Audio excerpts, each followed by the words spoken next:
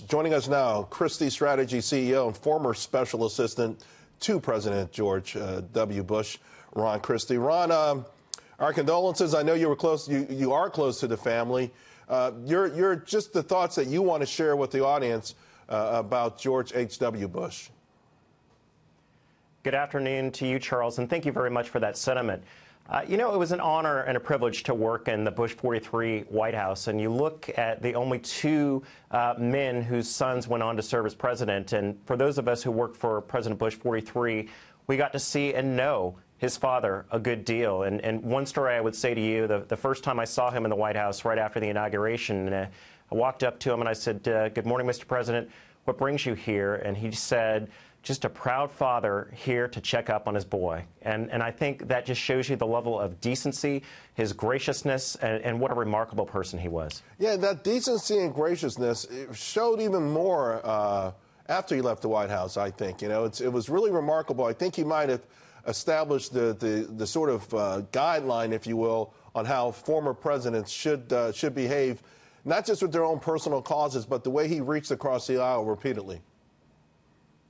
No question about that. And he would never attack his successor in office on television or in print, because he recognized the duties and the responsibility of being president, and that you're not walking in those shoes and you don't know all the facts necessarily, and he wasn't going to be the one to be critical of it.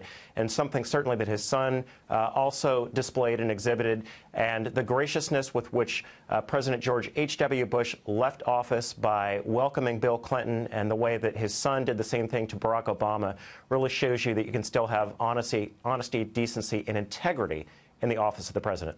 I want to talk about the presidency itself. What do you think were the bigger milestones? You know, reading from different historians and political observations, the appointment of Clarence Thomas seems to rank high among many people. But what are your thoughts?